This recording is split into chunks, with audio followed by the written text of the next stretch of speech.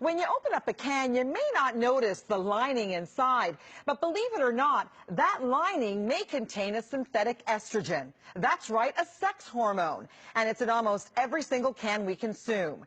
As part of a Fox 5 investigation, we decided to have some of the cans of food you eat every day tested, and wait until you see the results. This could be your table any day of the week. A delicious plate of pasta, topped with tomato sauce, some hearty soup, a tuna fish sandwich, a side of green peas.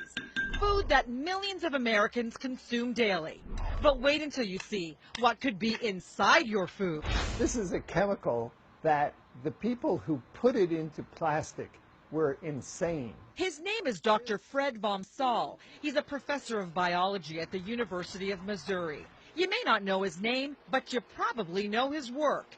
He recently created a huge uproar within the scientific community after releasing a study on plastic baby bottles and the controversial chemical many of these bottles are made with, called bisphenol A. This is a chemical that in 1936 was considered for use as an estrogen drug. Then in the 1950s, some tricky chemists found that they could link this chemical together and it creates a hard, clear, glass-like plastic. And this glass-like plastic is sprayed into cans we buy every day. The only problem with that is the plastic is then made from a sex hormone.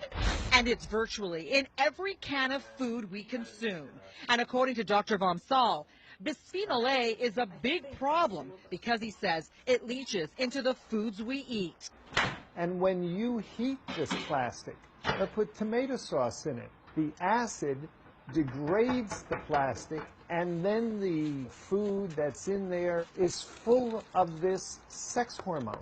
Dr. Vom Saal says they have tested bisphenol A in animals and the results are disturbing. We started testing it at levels tens of thousands of times below what anybody had ever tested before and found that it profoundly damaged the male reproductive system.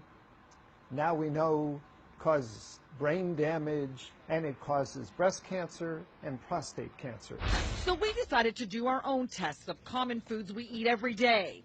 We went to different grocery stores and purchased tomato sauces, soups, peas, tuna fish, as well as plastic containers and food wraps. We then sent them all to Dr. Vom Saal's lab in Missouri for testing. The food was removed from the cans. The cans were all cleaned, washed multiple times with water, allowed to dry, and then we put ultra pure water in the cans to determine how stable the lining of the can was when just faced with water being in contact with it for 24 hours. The results were concerning. Every single product here put out an amount of bisphenol A that would be in the danger zone. The highest levels measured in micrograms were found in cans of Hunt's tomato sauce, followed by Red Pack, Del Monte peas, the Starkist tuna, and the Rubbermaid plastic container. This is a chemical that can alter the way your cells function at below a trillionth of a gram. 1 million times lower than this. And he says if the research on animals doesn't concern you, this will.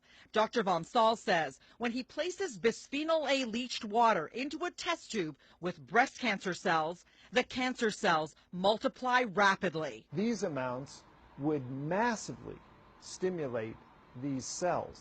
Bisphenol A is big business here in the United States. It is estimated that the chemical companies produce 7 billion pounds of it a year, and it's making its way into our bodies. According to the CDC, 95% of Americans have detectable levels of bisphenol A in their urine.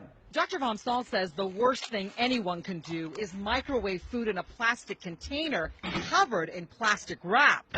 Stop doing that immediately. The hotter a product becomes, the greater the amount of bisphenol A that will come out of it. We need to have a balanced presentations about chemicals in the environment. Sharon Knies is vice president of the American Chemistry Council, a trade organization that represents the chemical companies. She says bisphenol A is safe to use. Bisphenol A has been very heavily studied, and it's been studied by many of the regulatory agencies around the world.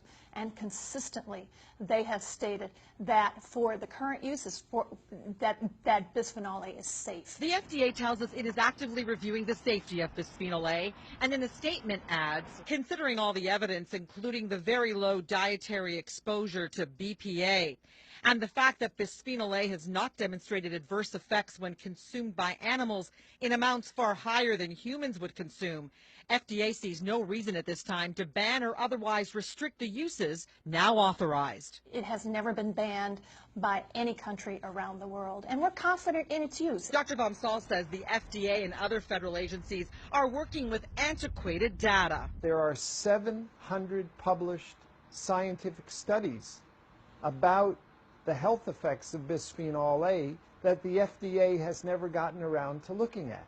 We contacted the parent companies for the products we tested, and in individual statements, the companies reiterated that bisphenol A is used in their products because it has been deemed safe and it is approved by the FDA. I'm Mary Garafello.